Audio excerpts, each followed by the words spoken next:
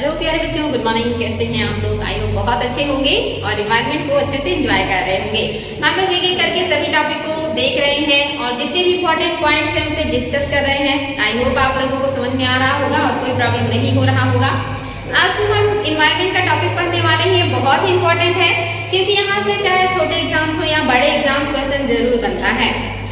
खास करके आप देखेंगे कि टेट और सीटेट में भी यहाँ से क्वेश्चन बनते हैं। तो ये पर्यावरण का एक इम्पोर्टेंट टॉपिक है जो छोटे एग्जाम्स के लिए भी फेवरेट है और बड़े एग्जाम्स में तो क्वेश्चन यहाँ से बनते ही बनते हैं। तो आज के टॉपिक को केयरफुली देखिएगा, अच्छे से समझिएगा। तो चलिए शुरुआत करते हैं आज की क्लास की। और आज आपका क्लास है ये है पारिस्थितिकी तंत्र के प्रकार, यानी कि जो पारिस्थितिकी तंत्र में कितने तरह के कार्य होते हैं या एक तरीके से उत्पादकता किस तरह की होती है, ये सारी चीजें हैं। तो इसमें आप पहले देखेंगे क्या कि ऊर्जा के स्रोत, यानी कि जो आपका पारिस्थितिकी तंत्र है इसके लिए ऊर्जा का स्रोत क्या है। तो सबको पता है कि सूर्य एकमात्र जो है प्रत्यक्ष और अप्रत्यक्ष रूप से ऊर्जा का स्रोत है पारिस्थितिकी तंत्र के लिए। हालांकि आप अगर देखेंगे कि हमारे वायुमंडल को या हमें ऊर्जा कहाँ से मिलता है, तो सूर्य से तो हमें मिलता ही है, साथ ही हमें पार्थिव ऊर्जा भी मिलता है, या कहिए कि जो हमारे भूगर्भ में ऊर्जा है इससे भी हमें ऊर्जा मिलती है। लेकिन हमारे पारिस्थितिकी तंत्र को ऊर्जा का जो स्रोत है वो एकमात्र सूर्य है, यानी कि सिर्फ सूर्य से ही हमारे पारिस्थितिकी तंत्र को ऊर्जा प्राप्त होता है। तो ये इम्पोर्टेंट है और ये जो ऊर्जा है ये किसी भी पारिस्थितिकी तंत्र की उत्पादकता को, उसकी जैव विविधता को बहुत ज्यादा प्रभावित करता है। इसकी उपस्थिति से इसकी उत्पादकता और इसकी विविधता प्रभावित होती है या डिसाइड होती है। तो ऊर्जा का स्रोत हमारा सूर्य है, जो कि इकलौता सूर्य है या कहिए इकलौता ऊर्जा का स्रोत है सूर्य। पारिस्थितिकी तंत्र जो है या पारिस्थितिकी उत्पादकता, पारिस्थितिकी उत्पादकता हमारी आप जानते हैं कि जो पूरी की पूरी पृथ्वी है यहाँ पे जो उत्पादकता है या जो जैव विविधता है सभी जगह समान नहीं है। जीरो के आसपास जो क्षेत्र है यहाँ पर पारिस्थितिकी उत्पादकता और जैव विविधता दोनों ज्यादा पाया जाता है, जबकि आप जैसे जैसे ध्रुवों की तरफ जाएंगे तो जो जैव विविधता है, जो उत्पादकता है, ये धीरे धीरे कम होने लगता है। तो ये इंपॉर्टेंट है आपके लिए, ये आपको पता होना चाहिए कि जैव विविधता का उत्पादकता और कहाँ पे पाया जाएगा, तो सबसे ज्यादा आपका जीरो के पास पाया जाएगा और सबसे कम जो है ये आपका ध्रुवों के पास पाया जाता है। इसी तरह से स्थल पर भी जो है आपके मान लीजिए कोई महाद्वीप है तो हर जगह पे उत्पादकता समान नहीं होती। कुछ वहाँ की जो परिस्थितियां हैं वो भी डिसाइड करती हैं कि वहाँ का कैसा होगा उत्पादन। और खास करके आप देखेंगे उच्च उत्पादकता की जो हमारी पारिस्थितिकी तंत्र है इसमें क्या क्या चीजें शामिल है। तो इसमें आप देख सकते हैं हमारी जलोढ़ मृदाएं। जलोढ़ मृदा किसे कहते हैं? जो नदियों के द्वारा बहाकर लाई गई मिट्टियां होती हैं, जिसमें ह्यूमस की मात्रा होती है और अन्य पोषक तत्वों की उपलब्धता होती है, उसे कहते हैं जलोढ़ मृदा। और आपकी जो जलोढ़ मृदा है ये भी दो तरह का होता है। एक तो होता है आपका नवीन जलोढ़ मृदा और एक होता है आपका पुरानी जलोढ़ मृदा। नवीन जलोढ़ मृदा को हम खादर कहते हैं और पुरानी जलोढ़ मृदा को हम बांगर कहते हैं। ये इंपॉर्टेंट है बच्चों, एग्जाम में बन जाता है क्वेश्चन। जो नवीन है जलोढ़, इसे हम क्या कहेंगे, सॉरी, जो आपका जलोढ़ मृदा है जो कि आपका नवीन है ये कहलाता है खादर। एग्जाम में आ जाता है खादर यानी कि खाद युक्त। और जो आपकी पुरानी है, पुरानी जलोढ़ जो मृदा होती है इसे कहते हैं बांगर। तो ये ध्यान देंगे कि खादर क्या है, जो नवीन जलोढ़ है जो खाद युक्त है, यानी कि वो क्षेत्र जहाँ पर हर साल जो नदी है वो उपजाऊ मिट्टी को ला करके फैला देती है, बिछा देती है, या बाढ़ वाला इलाका जहाँ पे हर साल बाढ़ आता है, यहाँ पर इस तरह की मिट्टियों का विस्तार बड़े पैमाने पर पाया जाता है। तो ये आपके कहलाएंगे खादर या नवीन जलोढ़। और वो मिट्टियाँ जहाँ पहले कभी बाढ़ आया करता था लेकिन अब नहीं आता, यानी कि वहाँ की मिट्टियाँ पुरानी हो चुकी है, उसमें उतना ज्यादा पोषक तत्वों की उपलब्धता नहीं है, तो इसे हम कहेंगे बांगर। तो ये इंपॉर्टेंट है बच्चों, खादर और बांगर क्या है। इसके अलावा आप देखेंगे कि जो ये जलोढ़ मृदा है जो सबसे ज्यादा उत्पादकता वाला होगा। याद रखेंगे यहाँ पर उत्पादकता पूछ रहा है, यानी कि प्रति हेक्टेयर उत्पादन किसका होगा।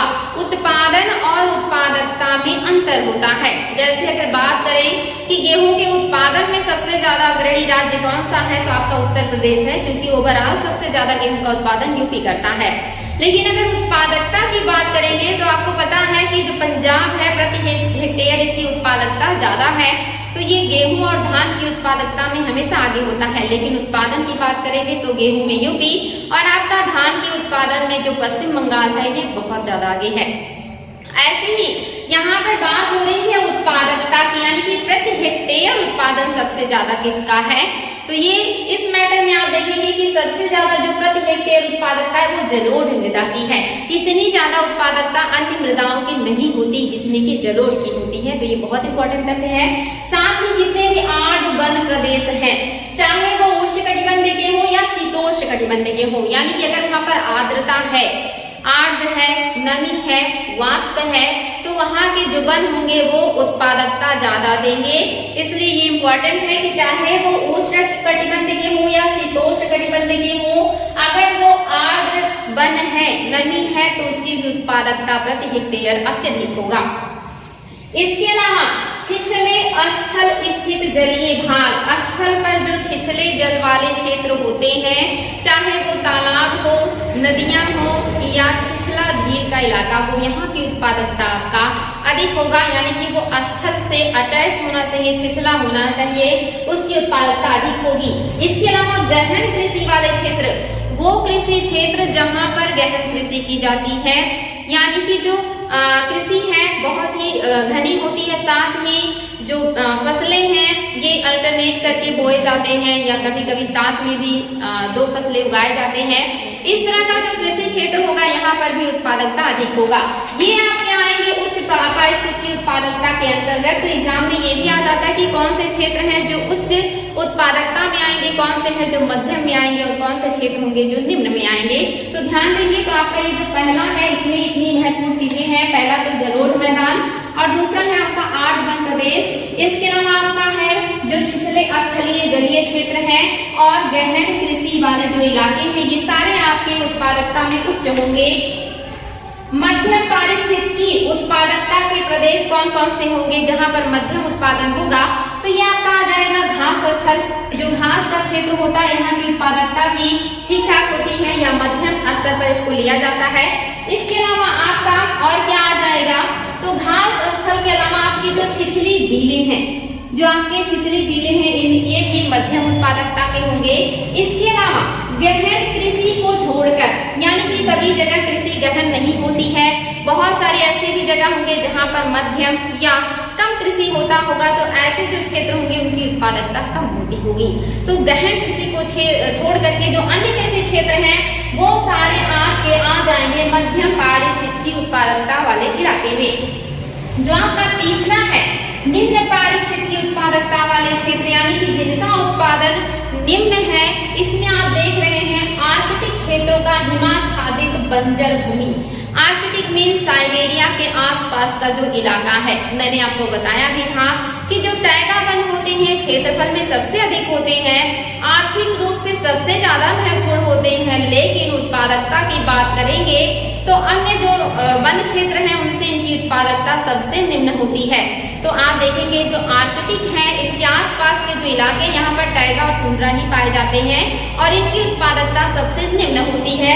तो आर्कटिक क्षेत्रों के हिमाच्छादित जो बंजर भूमि है ये निम्न उत्पादकता वाले हैं। इसके अलावा मरुस्थल भी आप जानते हैं, मरुस्थल जहाँ पर जीव जंतुओं का बहुत ही कम जो है उपलब्धता पाई जाती है, ये भी आपके निम्न उत्पादकता वाला क्षेत्र होगा। इसके अलावा आप देखेंगे गहरे सागरीय भाग, जहां पर सूर्य का प्रकाश नहीं पहुंचता है, प्रकाश संश्लेषण नहीं होता, मात्र श्वसन होता है, ऐसे इलाके भी बहुत कम उत्पादकता देते हैं या वहां पर उत्पादन नाम मात्र का होता है। तो ऐसे क्षेत्र जो हो जाएंगे आपके कम उत्पादकता वाले होंगे। एग्जाम में क्वेश्चन आता है कि बताएं कौन सा जो उत्पादन के दृष्टिकोण से बढ़ते से या उत्पादकता के आधार पर बढ़ते से घटते क्रम को पूछ लेता है। तो यहाँ पे आपके पास ऑप्शन आ जाते हैं अक्सर मैग्रोवन, घास स्थल, झील, महासागर। तो यहाँ पर अगर ये सीक्वेंस है, मैग्रोवन की उत्पादकता सबसे अधिक होगी। आप देख रहे हैं जो वन होते हैं उष्णकटिबंधीय वो क्या होंगे, सबसे ज्यादा उत्पादकता वाले होंगे। घास स्थल आपके मध्यम आ जाएंगे और आपका घास के बाद आप देख रहे हैं जो झीलें हैं, जो आपकी गहरी या छिछली झीलें हैं वो आ जाएंगी और उसके बाद आपके सागर आ जाएंगे, क्योंकि सागर ओवरऑल उत्पादन सबसे ज्यादा करते हैं क्योंकि विस्तार इनका ज्यादा है, लेकिन प्रति हेक्टेयर उत्पादकता इनकी कम है क्योंकि गहराई में यहाँ उत्पादन नहीं पाया जाता। साथ ही ध्रुवीय क्षेत्रों में भी सागरों में उत्पादकता की कमी होती है, इसीलिए ओवरऑल में तो उत्पादन अधिक करेंगे लेकिन उत्पादकता महासागरों की बहुत कम होती है। तो इस दृष्टिकोण से आप इस तरह का अगर क्वेश्चन बनता है तो सही कर लेंगे, और इस तरह के क्वेश्चन एग्जाम में आए हुए हैं और आगे भी आते रहेंगे क्योंकि ये बहुत ही इंपॉर्टेंट है। तो इस तरह से बच्चों आप समझ सकते हैं कि उत्पादन के आधार पर या उत्पादकता के आधार पर जो हमारा पारिस्थितिकी तंत्र है ये 3 भागों में बटा है, और कौन से क्षेत्र है जो उत्पादकता में अग्रणी है, कौन से क्षेत्र है जो उत्पादकता में मध्यम है, और कौन सा वो इलाका होगा जहां उत्पादन निम्न है। अब आपके दिमाग में एक डायग्राम बन गया होगा कि जो ध्रुवीय क्षेत्र होंगे, जो मरुस्थल होगा, जो गहरे सागर होंगे, यहाँ की उत्पादकता निम्न होगी। जो आपका जलोढ़ मृदा का क्षेत्र होगा जहां पर गहन कृषि होगा, जो आपका उष्णकटिबंधीय सदाबहार वन होंगे, जो उष्णकटिबंधीय या जो शीतोष्णकटिबंधीय सदाबहार वन होंगे, यहाँ पे उत्पादकता अधिक होगा। ये सारे जो क्षेत्र होंगे, साथ ही स्थल के जो छिछले जलीय क्षेत्र होंगे यहाँ पर भी उत्पादकता अधिक होगी। जैसे तालाबों की उत्पादकता बहुत अधिक होती है, छोटे से तालाब में बहुत ज्यादा मत्स्य या बहुत सारे जीव जंतु पाए जाते हैं जिससे कई गांव के लोगों का पेट भरता रहता है, और ये अपने आप में छोटे से होते हैं लेकिन उत्पादकता बहुत ज्यादा होती है इनकी। तो इस तरह से आप समझ सकते हैं कि आपकी उच्च उत्पादकता में क्या क्या आ जाएंगे। मध्यम में आपके अन्य झीलें आ जाएंगी, आपके कम गहन कृषि वाले क्षेत्र आ जाएंगे। इसके अलावा आपने यहाँ पर देखा है कि क्या हो जाएगा, और घास क्षेत्र आ जाएंगे। ये सारे तो आई थिंक अब ये आप लोगों को बिल्कुल भी गलत नहीं होगा, और यहाँ से क्वेश्चन बनेगा तो आप लोग इसको करेक्ट करेंगे। आगे है आपके बच्चों कि जो पोषण स्तर है, मतलब जो पोषण स्तर है इसको ट्रॉपिक लेवल कहते हैं इंग्लिश में। ये जो पोषण स्तर है ये हमारा होता है 4 स्तर का हमारा पोषण स्तर होता है। पहला होता है हरे पेड़ पौधों का, जिन्हें उत्पादक कहते हैं, जो अपना भोजन स्वयं बनाते हैं प्रकाश संश्लेषण करके, और उसी भोजन पर निर्भर होते हैं जो अन्य शाकाहारी उपभोक्ता होते हैं वो। तो इस तरह से ये जो है हरे पेड़ पौधे, ये पहला इनका ट्रॉपिक लेवल है, यानी कि पहले ट्रॉपिक लेवल पे आपके पेड़ पौधे आएंगे जो उत्पादक होंगे। दूसरे ट्रॉपिक लेवल पे या दूसरे पोषक स्तर पे आपके शाकाहारी आएंगे, या इन्हीं को प्राथमिक उपभोक्ता कहते हैं, जो केवल शाक या वनस्पतियों को ही अपना आहार बनाते हैं, वो मांस को अपना आहार नहीं बनाते हैं, जिसमें आपके जितने भी दुधारू पशु हैं ये ज्यादातर आ जाते हैं। इसके अलावा आप देखेंगे कि मांसाहारी ये तीसरे ट्रॉपिक लेवल पे या तीसरे आपके पोषण स्तर पर आते हैं, और इन्हें द्वितीयक उपभोक्ता कहा जाता है, जो शाकाहारियों को ज्यादातर अपना भोजन बनाते हैं और इनपे निर्भर होते हैं। आपका जो चौथा आ जाएगा, या शीर्ष, इसको मांसभक्षी भी कहा जाता है, या शीर्ष उपभोक्ता भी कहा जाता है, या फोर्थ ट्रॉपिक लेवल कहा जाता है। ये तृतीयक उपभोक्ता होंगे जो शुद्ध मांसाहारी होते हैं, और ये ज्यादातर अपना शिकार मांसाहारी और शाकाहारी दोनों को बनाते हैं। यानी इस तरीके से कहेंगे कि ये शाकाहारी को भी अपना शिकार बनाते हैं और मांसाहारी को भी अपना शिकार बनाते हैं। जैसे कि सेब, ये जो है हिरण को भी खाएगा, बकरी को भी खाएगा, और अन्य जो मांसाहारी छोटे जीव हैं उनको भी अपना शिकार बना लेता है। तो इस तरह से आपके जो ट्रॉपिक लेवल है ये 4 हैं, ये 3 नहीं है, ये 4 है। उत्पादन से लेकर के शीर्ष उपभोक्ता तक का जो लेवल बनता है ट्रॉपिक लेवल का या पोषण स्तर बनता है, तो पोषण स्तर आपके 4 हैं, ये ध्यान दीजिए। इसके बाद आता है आपका खाद्य श्रृंखला और खाद्य जाल। खाद्य श्रृंखला मीन्स होता है कि खाद्य की जो एक कड़ी होती है उसे श्रृंखला कहते हैं।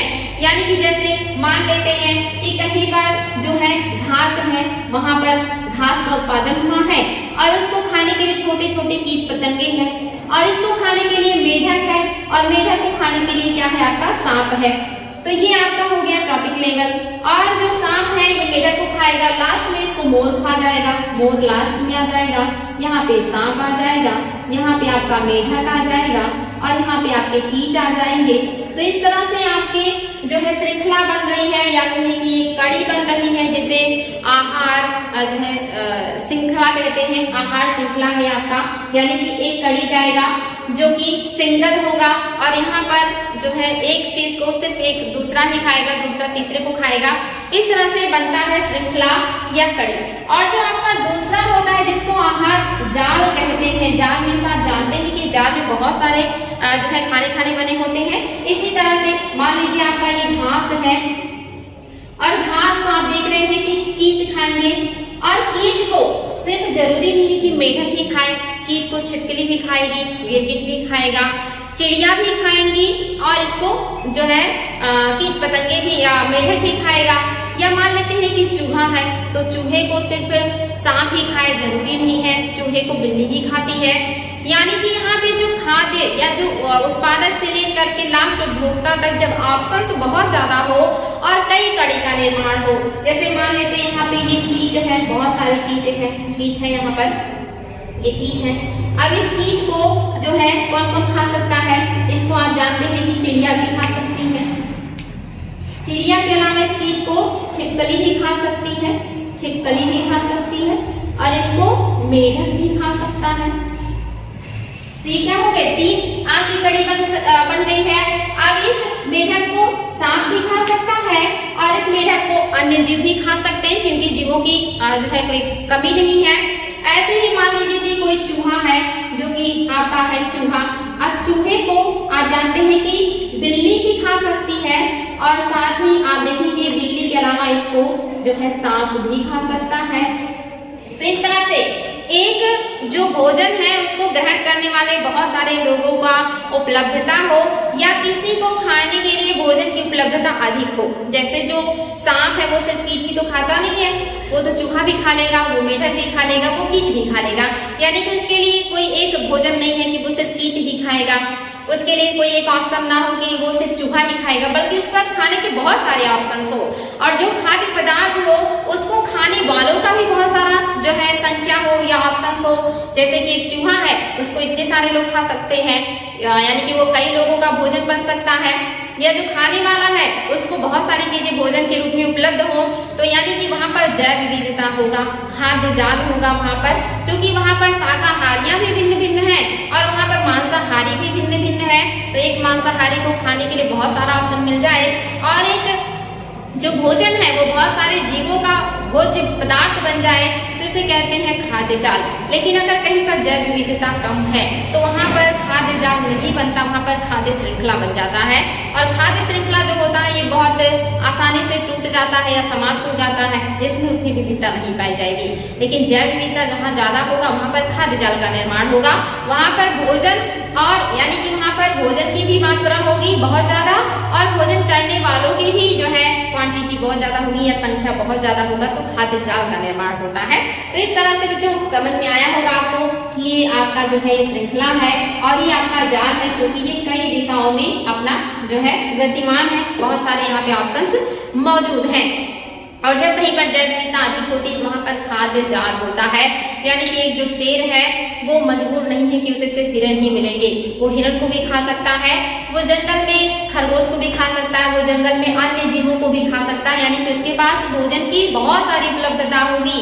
और जो चूहा है वो सिर्फ बिल्ली का ही नहीं बल्कि वो जो है सांप का भी शिकार बन सकता है या अन्य जीवों का भी शिकार बन सकता है, क्योंकि जंगल में या जहाँ पे जैव विविधता होती है वहां पर मांसाहारियों की भी बहुत सारी प्रजातियां होती हैं, वहां पर शाकाहारियों की भी बहुत सारी प्रजातियां होती हैं, वहां पर सर्वाहारियों की भी बहुत ज्यादा जो है प्रजातियां होती हैं। तो इस तरह से जहां पर जैव विविधता होता है वहां पर खाद्य जाल का निर्माण होता है, और खाद्य जाल जो होता है एक जटिल प्रक्रिया होती है, यानी कि वहां पर किसी चीज की कमी नहीं होती है, जटिलता होता है, विविधता होता है। तो ये है आपका खाद्य जाल और खाद्य श्रृंखला। नेक्स्ट है बच्चों आपका पारिस्थितिकी पिरामिड। ये एग्जाम में बहुत ज्यादा बनता है कि जो है पिरामिड क्या है, या जो पारिस्थितिकी में है कितने तरह के पिरामिड बनते हैं। तो 3 तरह के आपके पारिस्थितिकी में पिरामिड बनते हैं, एक संख्या का बनता है, एक जैव भार या बायोमास का बनता है, और तीसरा बनता है ऊर्जा का। और जो संख्या का पिरामिड है ये सीधा और उल्टा दोनों बनता है। ऐसे ही आप देखेंगे कि जो बायोमास या भार का पिरामिड है ये भी सीधा और उल्टा दोनों बनता है, लेकिन आपकी ऊर्जा का पिरामिड सदैव सीधा बनता है। ये चीज याद रखेंगे, इसको बिल्कुल भी नहीं भूलना है। पिरामिड का मतलब क्या होता है, पिरामिड मोस्टली ऐसे बनता है, इसे कहते हैं पिरामिड। और अगर ये तली में यानी कि जड़ इसकी मोटी है और इसका जो शीर्ष है ये पतला है तो ये सीधा पिरामिड माना जाएगा। लेकिन अगर इसका जो शीर्ष है ये चौड़ा है और इसका जो तली है ये पतला है, नुकीला है, तो ये उल्टा पिरामिड माना जाएगा। तो सीधा और उल्टा पिरामिड की आकृति ऐसी होगी, ध्यान देंगे ये सीधा है और ये उल्टा है। और आपको मैंने बताया 3 तरह के होते हैं, संख्या का, ऊर्जा ऊर्जा का और भार का। तो पहले देख लेते हैं हम संख्या का पिरामिड। संख्या का पिरामिड सीधा और उल्टा दोनों बनता है। कैसे बनेगा ये भी देख लेते हैं। जैसे पहले आपका है संख्या का पिरामिड, पहला पिरामिड हम संख्या का ही देख रहे हैं, तो इसमें सीधा और उल्टा दोनों बनेगा। सीधा पहले देख लेते हैं, सीधा कौन सा होगा।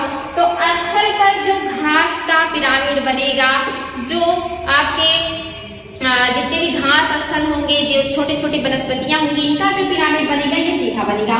जैसे आप मान लीजिए कोई मैदान है और वहां पर घास है, तो आपको पता है एक मैदान में अनगिनत घास होते हैं, आप उसे गिन नहीं सकते, बहुत संख्या होते हैं, इतनी संख्या होती है उनकी, यानी कि वो बहुत ज्यादा संख्या में होते हैं।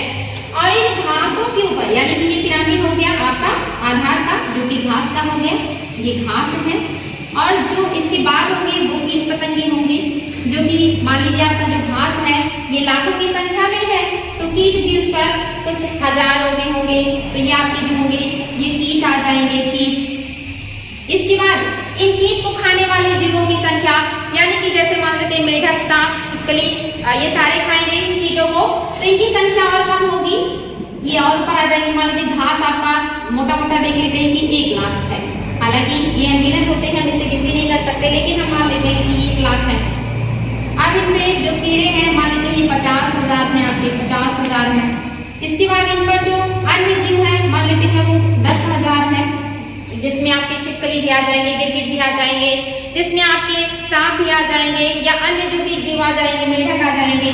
इसके बाद इन सांपों को, छिपकलियों को, मेढकों को खाने वाले जीवों में आप जानते हैं मोर आ जाएंगे या अन्य जीव आ जाएंगे, इनकी संख्या और कम हो जाएगी। ये सबसे लास्ट में आ जाएंगे, जिसमें आपके मोर भी हो सकते हैं, चील भी हो सकता है, और आपके बाज भी हो सकते हैं। इस तरह के जो जीव होंगे ये सबसे लास्ट के होंगे, शेष पर होंगे, इनकी संख्या सबसे कम होगी। तो आप देख रहे हैं संख्या के आधार पर जो घास स्थल का पिरामिड बन रहा है ये कैसा बनता है, सीधा बनता है, क्योंकि घासों की संख्या अनगिनत है, गिन नहीं सकते, बहुत ज्यादा होता है। उसके बाद कीट आते हैं, उनकी संख्या घासों से कम होती है, और कीटों को खाने वालों की संख्या उससे कम होती है, और इनको खाने वालों की संख्या और भी कम हो जाती है। तो ये आपका बन गया सीधा पिरामिड, जो कि घास स्थल का है। और अगर हम जल में चले जाए, जलीय क्षेत्रों का हम संख्या पिरामिड ले लें, तो वहां कैसा बनेगा।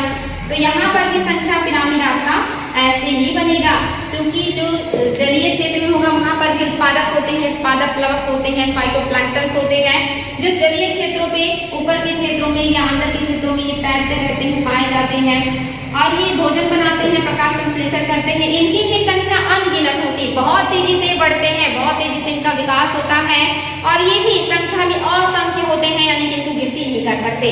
तो इनकी संख्या क्या है, ज्यादा है। ये पादप और प्लवक है, पादप, प्लवक।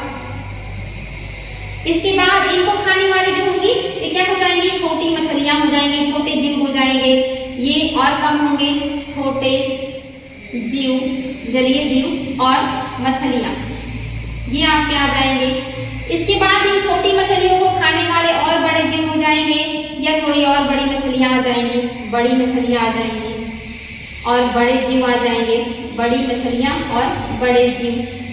इसके बाद आपका सबसे शीर्ष पे आएंगे व्हेल, शार्क या डॉल्फिन, या बहुत बड़ी जीव या बहुत बड़ी मछलियां जो शीर्ष पे होंगी, इनकी संख्या सबसे कम होगी, जिसमें आपके डॉल्फिन भी हो सकता है, आपका जो है व्हेल हो सकता है, या आपके जो अन्य होते हैं ये आ जाएंगे जीव। तो इस तरह से आप देखेंगे कि जो जलीय पारितंत्र का पिरामिड बनेगा संख्या का ये भी सीधा होगा, जो पायरोप्लॉक होंगे इनकी संख्या सबसे ज्यादा होगी, उनको खाने वाले जीवों की संख्या और कम होगी, फिर उनको खाने वाले थोड़ी और बड़े मछलियों और जीवों की संख्या और कम होगी, और सबसे लास्ट में जो व्हेल, डॉल्फिन, शार्क आएंगे इनकी संख्या सबसे कम होती है।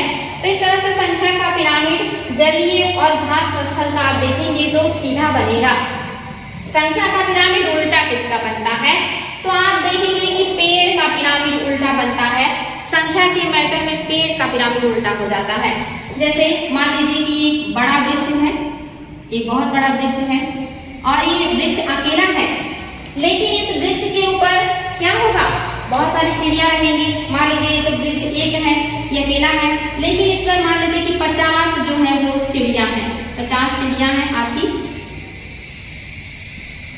तो आपकी जो 50 चिड़िया हैं ये रहेंगी, यानी कि इनका संख्या पेड़ों से ज्यादा हो गया, एक पेड़ है, बहुत बड़ा सा पेड़ है, उसके ऊपर कम से कम मान लेते 50 चिड़िया, उससे ज्यादा भी हो सकते, उससे कम भी हो सकते, लेकिन पेड़ से तो ज्यादा ही होंगे।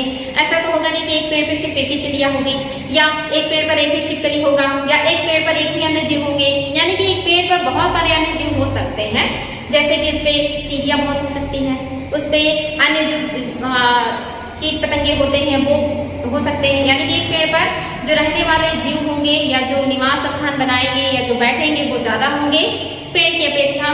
अब जो चिड़िया हैं उनके ऊपर भी कुछ छोटे छोटे जीव होते होंगे, जैसे मनुष्यों के शरीर में भी जीव पहले पाए जाते थे, अभी भी मिलते होंगे जू। तो एक इंसान के सिर में सिर्फ एक जू तो होगा नहीं, यानी कि एक इंसान है तो उसके सिर में जो जू की संख्या होगी वो इंसान से ज्यादा होगी। वो सैकड़ों भी हो सकता, वो 10 भी हो सकता, वो 5 भी हो सकता, लेकिन इंसान से तो वो ज्यादा ही होंगे। ऐसे ही एक पेड़ है, उस पर चिड़ियों की संख्या अत्यधिक है। अब एक चिड़िया के अंदर एक ही जू तो होगा नहीं, यानी कि उसके अंदर बहुत सारे जू होंगे। तो मान लीजिए एक चिड़िया जो चिड़िया है वो 50 है और एक चिड़िया में मान लेते 10 ही जू है, तो भी आप देखेंगे 50 का 10 मतलब जो है 10 के हिसाब से बहुत ज्यादा हो जाएंगे। उसी तरह से उस जू के भी कोई परजीवी हो सकते हैं जो उस जू पर आधारित होते होंगे। तो एक जीव का एक ही परजीवी तो होगा नहीं, वो छोटे छोटे बहुत सारे उसके पर परजीवी होंगे। क्योंकि चिड़िया पर परजीवी जो है वो जू है, लेकिन जू का भी और परजीवी हो सकते हैं जिनकी संख्या जू से ज्यादा होगी, तो वो और ज्यादा हो जाएंगे। तो जो पेड़ का है संख्या का पिरामिड, ये क्या हो जाएगा, ये उल्टा हो जाएगा। क्योंकि पेड़ अकेले है, एक है, इसमें जो चिड़िया है वो 50 है, उनके जो परजीवी हैं वो मान लेते हैं कि 1000 है या उससे ज्यादा है, या मान लेते हैं कि 100 ही है, लेकिन इसका अगर डबल है 2 ही है तो भी 100 हो गया, और इसके मान लेते हैं डबल कर लेते हैं तो ये आपके क्या हो जाएंगे 200 हो जाएंगे। यानी कि ऊपर वाले सबसे ज्यादा हो गए, चिड़िया के परजीवी 100 और उनके परजीवी 200। इस तरह से एक पेड़ का जो पिरामिड बनेगा संख्या का, ये उल्टा हो जाएगा। तो ये इंपॉर्टेंट है, जो एग्जाम में आ जाए तो कभी कंफ्यूज मत होइएगा कि अगर पेड़ का संख्या का पिरामिड बनेगा तो ये उल्टा होगा, ये सीधा नहीं बनेगा। तो इस तरह से आपने देखा संख्या का पिरामिड स्थल और जल दोनों में इंपॉर्टेंट है, इसको ध्यान देंगे। एग्जाम में यहाँ से क्वेश्चन बनता है, ये गलत नहीं होना चाहिए। तो आप संख्या का पिरामिड आई थिंक आप लोगों का क्लियर हो गया होगा। अब हम देखेंगे बायोमास या भार का पिरामिड, कि हमारा जो बायोमास होता है या जो भार होता है उसके आधार पर पिरामिड कैसा बनता है स्थल में और जल में। तो भार का पिरामिड स्थल में देख लेते हैं, तो मान लेते हैं कि जो आपका जंगल है या आपके जो स्थल पर बाग बगीचे हैं उनमें बहुत सारे पेड़ होंगे, पेड़ों की संख्या जो है रहेगी ही रहेगी, ज्यादा रहेगी या कम रहेगी उससे मैटर नहीं करता। लेकिन हम इसका जो आपका बनेगा भार का पिरामिड वो क्या होगा, जंगल का या वनों का जो भार का पिरामिड होगा वो सीधा होगा। भार में हम क्या लेते हैं, तो भार में हम शुष्क भार को लेते हैं, यानी कि जिस भी जीव को हम लेंगे उसको शुष्क रूप में लेंगे, यानी कि उसके शरीर से पानी को निकाल देंगे, उसके शरीर से नाखून को बाल को निकाल देंगे, अगर पेड़ है तो उसकी छाल को, उसकी पत्तियों को और वाटर को निकाल देंगे और सूखी लकड़ियों का वेट लेंगे। अगर जीव है शेर है तो उसके बाल, नाखून, उसके खाल और उसकी हड्डियां, उसके अंदर का जो पानी है वो सारा निकालने के बाद जो शुष्क भार होगा उसे हम लेते हैं जैव या कहिए कि बायोमास में या कि भार में। तो अगर हम भार में लेते हैं, पेड़ की पत्तियों को निकाल देते हैं, उसकी छाल को निकाल देते हैं, उसमें से पानी को निकाल देते हैं, तो भी जो पेड़ का वेट होगा वो ज्यादा होगा। और अगर इसके ऊपर मान लेते हैं कि चिड़िया है, मान लेते हैं ये 4 ही पेड़ हैं, 4 पेड़ हैं, और जो चिड़िया है इस पर इनकी संख्या जो है वो 100 है, 100 इसकी चिड़िया है। उसके बाद जो चिड़िया की परजीवियां हैं वो मैंने पहले बताया था कि मान लेते 200 है, और लास्ट वाले जो है आपके 300 या 400 है, जितने भी हम कर लें 3000। तो यहाँ पे आप देखेंगे कि अगर हम पेड़ का जो शुष्क भार है वो निकाले तो चिड़िया की अपेक्षा ज्यादा होगा, क्योंकि चिड़िया का जब हम जैव भार निकालेंगे तो उसके पंख, उसके नाखून, उसके बाल, उसकी बोन्स, सारी चीजों को अलग कर देंगे, वाटर को उसके शरीर से निकाल देंगे, तो बहुत कम उसका भार निकल करके आएगा। तो उसका भार पेड़ों के भार के अपेक्षा बहुत कम हो जाएगा। और चिड़िया के जो परजीवी हैं जब हम उसका भार निकालेंगे तो वो और कम हो जाएंगे, और उन परजीवियों के जो परजीवी हैं जब हम उनका भार निकालेंगे तो और भी ज्यादा कम हो जाएंगे। इस तरह से जो भार का पिरामिड है पेड़ों का या जो वनों का होगा ये सीधा बनेगा, ये इंपॉर्टेंट है, याद रखेंगे। पेड़ का जो पिरामिड होगा ये हमेशा सीधा बनेगा, भार का पिरामिड या वन जो पिरामिड होते हैं ये हमेशा सीधा बनते हैं, ये याद रखेंगे बच्चों, वेरी वेरी इंपॉर्टेंट है। इसके अलावा आपका आ जाएगा जल में जो है भार का पिरामिड, जल में भार का पिरामिड उल्टा बनता है, चाहे वो तालाब का हो या समुद्र का हो, ये उल्टा बनेगा। क्यों बनेगा? क्योंकि आपको पता है नीचे जो होते हैं ये पादप प्लवक होते हैं, पादप प्लवक होते हैं, और ये जो होते हैं ये संख्या में तो बहुत होते हैं, लेकिन ओवरऑल जब इनका शुष्क भार निकालेंगे तो बहुत कम हो जाएगा। क्योंकि वाटर को निकाल देंगे, उसमें जो अन्य चीजें हैं उसे भी निकाल देंगे और उसे सुखा देंगे, और सुखाने के बाद जो भार आएगा ये बहुत कम होगा। इसके ऊपर जो होंगी, जो अन्य छोटे जीव होंगे, उन जीवों का जब हम शुष्क भार निकालेंगे तो पादप से ज्यादा होगा, और इनके ऊपर जो और बड़े जीव आ जाएंगे, इन बड़े जीवों का जब हम शुष्क भार निकालेंगे तो ये और ज्यादा आ जाएगा। और सबसे लास्ट में जो आपके सबसे बड़े जीव आ जाएंगे, डॉल्फिन हो गया और इसके अलावा व्हेल हो गए, इन सब का जो होगा वो सबसे ज्यादा आ जाएगा भार, इनका शुष्क भार सबसे अधिक होगा। यानी कि जो आपका ऊपर का इलाका है, जो शीर्ष है ये चौड़ा हो गया, इनका भार जो है वो अत्यधिक हो गया, और नीचे वाले पादप प्लवकों का जो है भार सबसे कम हो गया। इस तरह से आप देखेंगे कि जो जल का पिरामिड है भार का ये उल्टा बनता है। तो ये कभी भी एग्जाम में आए कि जलीय क्षेत्र का जो भार का पिरामिड होगा वो कैसा बनेगा, तो ये हमेशा उल्टा बनता है, ये चीज ध्यान रखेंगे, बहुत बहुत इंपॉर्टेंट है ये चाहे तालाब का हो या समुद्र का हो, ये हमेशा उल्टा ही बनता है। आगे देखते हैं। हाँ तो बच्चों आप लोग देख रहे थे जीव भार का पिरामिड आपका जो है वो उल्टा बनेगा जलीय क्षेत्र में। ये ध्यान देंगे, एग्जाम में बहुत ज्यादा आता है कि पिरामिड किसका उल्टा बनता है, तो जलीय क्षेत्रों में जो जीव भार का पिरामिड होता है ये हमेशा उल्टा बनेगा, चाहे ये तालाब का होगा या आपके समुद्र का होगा। ये चीज याद रखेंगे, वेरी वेरी इंपॉर्टेंट है, बार बार एग्जाम में आता है। तो हमने देख लिया संख्या का पिरामिड, इसके अलावा हमने देखा जीव भार का पिरामिड, अब हम देखेंगे ऊर्जा का पिरामिड। और ये चीज हमेशा याद रखेंगे कि जो ऊर्जा का पिरामिड है ये सदैव सीधा बनता है, ये कभी उल्टा नहीं बनता, ये हमेशा सीधा होता है। क्यों सीधा होता है हम वो भी आप लोगों को बता दे रहे हैं, कभी नहीं भूलेगा। जो आपका ऊर्जा का पिरामिड होता है वो हमेशा सीधा बनता है। कैसे होगा? मैंने आपको पहले बताया भी था कि ऊर्जा का 10% का नियम अगर आपको याद होगा, जिसको लिंडमान महोदय ने दिया था, उस आधार पे ये बनता है। जैसे मैंने आपको बताया था कि जो सबसे नीचे के होते हैं, मान लीजिए यहाँ पे घास है या पादप है जो कि भोजन बनाते हैं, तो अगर ये भोजन बना रहे हैं तो ये ऊर्जा का अपने अंदर संचय करते हैं, प्रकाश संश्लेषण करते हैं, भोजन बनाते हैं और अपने अंदर ऊर्जा का संचय करते हैं। मान लेते हैं ये अपने अंदर ऊर्जा का जो संचय है वो 1000 कैलोरी कर रहे हैं, कैलोरी ऊर्जा इनके पास है। इनसे 10% ही ऊपर के लेवल में जाएगा, ये हमें पता है, पहले से हमने देख रखा है। मान लेते हैं जो आपके प्राथमिक उपभोक्ता हैं, प्राथमिक उपभोक्ता या आप कह सकते हैं कि शाकाहारी, ये अगर इनको ग्रहण करेंगे तो इसका 10% यानी कि 100 कैलोरी की ऊर्जा प्राथमिक उपभोक्ता को प्राप्त होंगे। इसके बाद जो है वो आपके आएंगे द्वितीयक उपभोक्ता, द्वितीयक उपभोक्ता या मांसाहारी। इनको अगर ये मांसाहारी को ग्रहण करते हैं तो इनको सिर्फ जो है 10 कैलोरी ऊर्जा ही मिलेगा।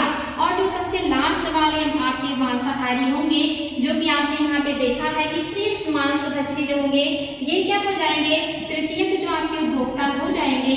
इनको इस 10 का जो है 10% यानी कि 1 कैलोरी ऊर्जा मिलेगा। तो इस तरह से आप देख रहे हैं कि जो ऊर्जा का प्रतिशत है ये शीर्ष में सबसे कम है और आधार में सबसे ज्यादा है, और ये एक दिशीय होता है, ये भी याद रखेंगे। इस तरह से जो ऊर्जा का पिरामिड है ये सदैव सीधा बनेगा, चाहे ये जल में हो या स्थल में हो। ये बहुत इंपॉर्टेंट है, इसको ध्यान रखें, इसमें बिल्कुल रटने की जरूरत नहीं है। आई थिंक आपको ये समझ में आ गया होगा। ये तो हो गया आपका पिरामिड। आई होप बच्चों समझ में आया होगा आपको पिरामिड, और अब आपको पिरामिड में कोई गलती नहीं होगा, चाहे जैसा भी एग्जाम में क्वेश्चन बने आप इसको करेक्ट करेंगे। नेक्स्ट जो है आपका ये है पारिस्थितिकी अनुक्रमण। और पारिस्थितिकी अनुक्रमण भी 2 तरह का होता है, एक तो होता है प्राथमिक और दूसरा होता है द्वितीयक। प्राथमिक जो अनुक्रमण होता है ये ज्यादा जटिल होता है, इसमें ज्यादा समय लगता है, लेकिन द्वितीयक अनुक्रमण में ज्यादा समय नहीं लगता या ज्यादा जटिल नहीं होता है। तो प्राथमिक अनुक्रमण में आपका क्या आ जाएगा, या अनुक्रमण की प्रक्रिया में जो प्राथमिक में आएंगे इसमें क्या होगा, सबसे पहले कोई ऐसा इलाका होगा जो वनस्पति रहित होगा। अनुक्रमण मीन्स क्या होता है पहले ये जान लें। अनुक्रमण मीन्स होता है कहीं पर जो है जीवन का विकास, जैसे कोई बंजर भूमि है तो कैसे कैसे करके वो फर्टाइल बनेगा, या कहीं पर बहुत कंकड़ पत्थर वाला इलाका है तो कैसे करके वो वहां पर बहुत ज्यादा उपजाऊ होगा या उत्पादकता उसकी बढ़ेगी। ये इंपॉर्टेंट है। अनुक्रमण इसी को कहते हैं। तो मान लीजिए कि कोई वनस्पति रहित इलाका यानी कि ये बंजर भूमि है, बंजर है, यहाँ पर कोई उत्पादन की चीजें नहीं है, अभी मिट्टी भी यहाँ पर ठीक से नहीं बना है। आपको पता है कोई भी चीज उत्पादित होने के लिए मिट्टी का होना बहुत जरूरी है और मिट्टी में पोषक तत्वों का भी होना जरूरी है। तो मिट्टी बनने में भी वक्त लगता है, क्योंकि इसमें जो बड़े बड़े टुकड़े होते हैं मिट्टी के, वो छोटे छोटे टुकड़ों में टूटते, उसमें वनस्पतियों जीवों के अवशेष मिलते हैं, अन्य खनिज पदार्थ मिलते हैं, तब जाकर के मिट्टी का निर्माण होता है और एक लॉन्ग प्रोसेस, एक लॉन्ग टाइम के बाद होता है। तो पहला जो टाइम होगा या जो पहली स्थिति होगी ये वनस्पति रहित का होगा, बंजर का होगा, या इसको कहते हैं नग्नीकरण, यानी कि नग्नीकरण का होगा। यहाँ पर कुछ भी नहीं होगा, वो बिल्कुल नग्न होगा, बंजर होगा।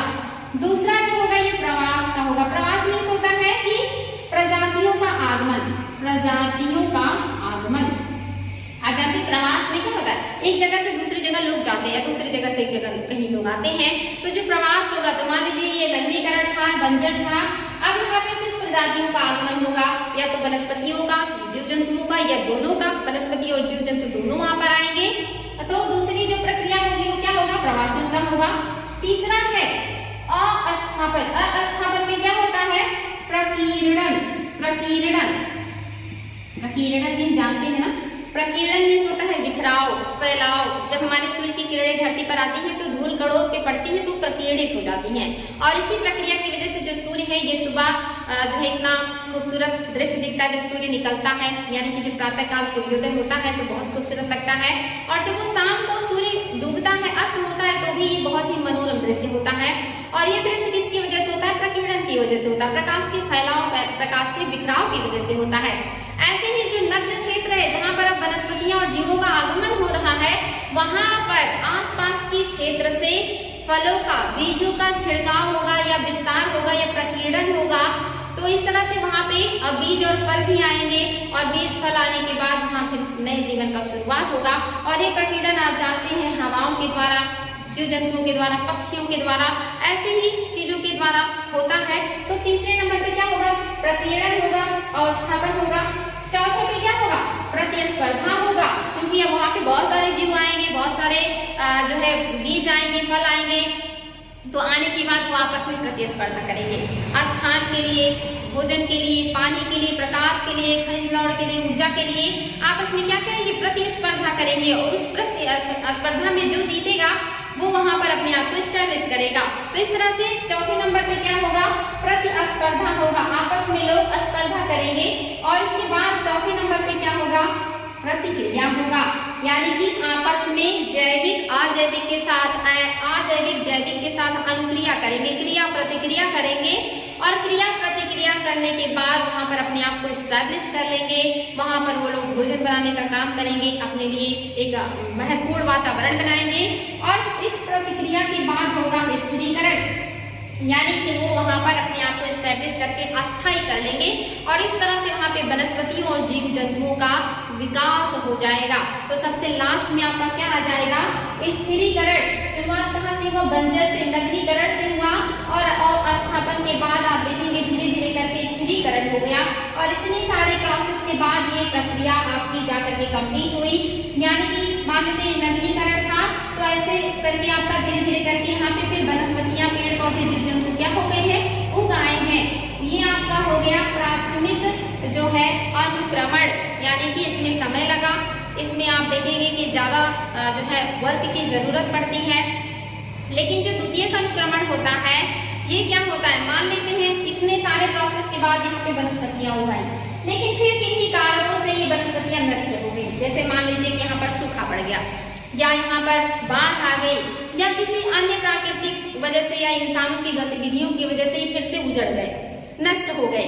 तो यहाँ पे द्वितीय अनुक्रमण होगा, यहाँ पे फिर से वनस्पतियों का और जीव जंतुओं का उदय होगा, तो इसे कहेंगे द्वितीय अनुक्रमण। ये आसान होता है क्योंकि मिट्टी वगैरह यहाँ पे बनी हुई है, सब कुछ व्यवस्थित है, सिर्फ यहाँ पे फिर से पेड़ पौधों और जीव जंतुओं को स्टैब्लिश होने की जरूरत है, बाकी सारी चीजें यहाँ पर है। लेकिन यहाँ पे क्या है, यहाँ पर एक प्रोसेस चलता है मिट्टी के बनने का, जीवों के आने का, प्रतिस्पर्धा करने का, प्रकीर्णन का, प्रतिक्रिया का और फिर अपने आप को स्टैब्लिश करते हैं, ये प्राथमिक अनुक्रमण होगा।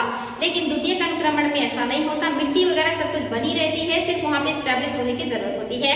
जैसे एक छोटा सा उदाहरण आप लोगों को देंगे, अगर आप गाँव इलाके से बिलोंग करते हैं, मान लेते हैं कि हमारे यहाँ जो खेत है वो हमने ईंट भट्टी को दे दिया और ईंट भट्टी वालों ने बहुत गहरी खुदाई कर दी हमारे खेत की और जितनी भी उत्पादक मिट्टी थी उसने निकाल दिया, जो भी बचा है वो कंकड़ पत्थर वाले ऊबड़ खाबड़ जमीन है। अब उस जमीन को हमें फिर से कृषि योग्य बनाना है तो हमें बहुत मेहनत करना होगा। पहले तो उस खेत को समतल बनाना होगा, फिर उस बड़े बड़े टुकड़ों को छोटे टुकड़ों में तोड़ना होगा, उसके बाद फिर हम उसमें खाद डालेंगे और वो जो खेत है वो वापस उर्वर होने में उसे सालों लग जाएंगे और फिर वो हमें अच्छा उत्पादन देगा। तो इस तरह से आपका क्या हो गया, प्राथमिक अनुक्रमण होगा। लेकिन द्वितीय क्या होगा, मान लीजिए हमने बहुत अच्छे से फसल उगाना शुरू किया था, लेकिन एक साल हमने उसको छोड़ दिया, पड़ती छोड़ दिया कि हम इस साल फसल नहीं उगाएंगे और फिर अगले साल हमें फसल उगाने में दिक्कत नहीं होगी क्योंकि सब कुछ व्यवस्थित है, सिर्फ हमें फसल उगाना है। तो यहाँ पर क्या हो जाएगा, द्वितीय अनुक्रमण हो जाएगा। तो याद रखेंगे प्राथमिक और द्वितीय में ये अंतर है। आई होप आपको ये याद हो गया होगा। ये एग्जाम में सीक्वेंस पूछा है बच्चों, ये एग्जाम में सीक्वेंस पूछा है कि अनुक्रमण का सीक्वेंस बताएं, पहले क्या आएगा, दूसरे नंबर में, तीसरे नंबर पे क्या आएगा। तो यही ऑप्शन आगे पीछे करके 4 ऑप्शन बना दिए जाते हैं और हमें सही ऑप्शन को पकड़ना होता है कि वो सही प्रोसेस क्या है अनुक्रमण का। तो ये ध्यान देंगे, वेरी वेरी इंपॉर्टेंट है। नेक्स्ट जो है आपका, ये ध्यान दीजिएगा, ये भी एग्जाम में आता है कि क्या है ये। तो ये है आपका नेक्स्ट हेडिंग, जैविक अन्योन क्रिया के प्रकार। जो हमारे जीवित जीव है, जो हमारे जैविक चीजें हैं वो आपस में क्रिया करते हैं, अन्योन क्रिया करते हैं। और ये जो क्रियाएं हैं वो कितनी तरह की हैं, तो आप यहाँ देख सकते हैं भिन्न भिन्न तरह की अन्योन क्रियाएं आपस में करते हैं जैविक चीजें। पहला है असहभोजिता, यानी कि असहभोजिता का मतलब क्या होता है, दो जीव आपस में क्रिया करेंगे, एक को नुकसान होगा और दूसरे को कोई दिक्कत या कोई फर्क नहीं, ना तो उसे फायदा होगा ना नुकसान होगा, वो बिल्कुल शून्य रहेगा या कहिए कि न्यूट्रल रहेगा। तो इसे कहेंगे असहभोजिता, जिसमें एक को नुकसान हो और दूसरा अप्रभावित रहे, असहभोजिता। दूसरा है परभक्षण, इसमें एक को तो फायदा होगा जो भक्षण करेगा और एक को नुकसान होगा जो है किसी का भोजन बनेगा। तो जैसे कि शेर क्या है, हिरण का शिकार करेगा तो शेर प्लस में है और हिरण माइनस में है क्योंकि शेर को नुकसान फायदा हुआ और हिरण को नुकसान हो गया, तो परभक्षण है। परजीविता, इसमें भी एक फायदे में होगा और एक नुकसान में होगा। जैसे कि अमरबेल आप जानते हैं किसी भी पौधों पर उगाते हैं और उस पौधे से वो भोजन, पानी, ये सारी चीजें प्राप्त करते हैं, लेकिन उसके बदले में पौधे को कोई फायदा नहीं होता बल्कि नुकसान ही होता है। तो यहाँ पर क्या कहलाता है, परजीविता। अमरबेल को फायदा है लेकिन जिस पेड़ पे वो उगेगा उससे नुकसान हो जाता है, ये आपका हो जाएगा परजीविता। इसके अलावा अस्पर्धा, अस्पर्धा में दोनों को नुकसान होता है। जैसे मान लीजिए चूहा है, अब चूहे को खाने के लिए बिल्ली और सांप दोनों आपस में लड़ेंगे और इस तरह से दोनों की लड़ाई में या दोनों आपस में प्रतिस्पर्धा कर रहे हैं तो किसी को फायदा नहीं हो रहा है क्योंकि दोनों के मध्य लड़ाई हो रही है चूहे के लिए। तीसरा आपका नेक्स्ट है सहभोजिता, इसमें एक को फायदा होगा और दूसरे को ना फायदा होगा ना नुकसान होगा। जैसे कि जो चूसक मछली होती है ये शार्क के शरीर को अपना निवास बना लेती है, तो वो शार्क को जो है उसके ऊपर रहेगी या कहिए कि उसको अपना जो है निवास के रूप में उपयोग करेगी, लेकिन इससे शार्क को ना तो कोई फायदा होता है ना ही कोई नुकसान होता है, तो वो तटस्थ रहेगा। लेकिन इसको फायदा है क्योंकि इसको शार्क का शरीर अपने निवास के लिए मिल गया है तो उस पर अपना निवास बना लेता है। तो इस तरह से ये एक फायदे में और दूसरे को कोई फर्क नहीं है। सहजीविता, सबसे अच्छा होता है सहजीविता, साथ साथ जीना, यानी कि दोनों को फायदा हो। जैसे कि लाइकेन, यानी कि दोनों प्रजातियां जो है वो प्लस में रहेगी, दोनों को फायदा होगा। जैसे कि लाइकेन कवक और शैवाल से बनता है। कवक जो है वो शैवाल को आवास और सुरक्षा देता है और जो शैवाल है वो कवक को भोजन उपलब्ध कराता है। तो दोनों एक दूसरे की मदद करते हैं, दोनों को फायदा होता है और ऐसा जो रिलेशन बनता है उसे कहते हैं सहजीविता का और ये सबसे अच्छा रिलेशन है और ये लाइकेन इसका उदाहरण है। और चौथा है जो तटस्थता, यानी कि इसमें दोनों साथ साथ तो रहेंगे लेकिन दोनों एक दूसरे को ना कोई प्रभाव नहीं डालेंगे, ना तो पॉजिटिव ना तो नेगेटिव, लेकिन वो साथ साथ होंगे। तो ये है यानी कि वो तटस्थ हैं, किसी के साथ उनका कोई भी क्रियाकलाप नहीं है, ना दोस्ती की ना दुश्मनी की, तो इसे कहेंगे तटस्थता, यानी कि दोनों जो है वो एक तरीके से कहेंगे न्यूट्रल है। तो आई होप आपको ये समझ में आया होगा। इस तरह के क्वेश्चन बनते हैं, सहजीविता का उदाहरण बताएं, सहभोजिता का उदाहरण बताएं, या दे देगा कि बताइए ये जो प्रोसेस चल रहा है इसमें कौन सा कार्य कर रहा है, रिलेशन। तो इस तरह से रिलेशन आई थिंक आपको समझ में आया होगा। इतने ही प्रकार के रिलेशन होते हैं जो जीवों के बीच में बनते हैं। तो आज के लिए इतना ही बच्चों, फिर नेक्स्ट डे नए टॉपिक के साथ मिलेंगे। Thank you.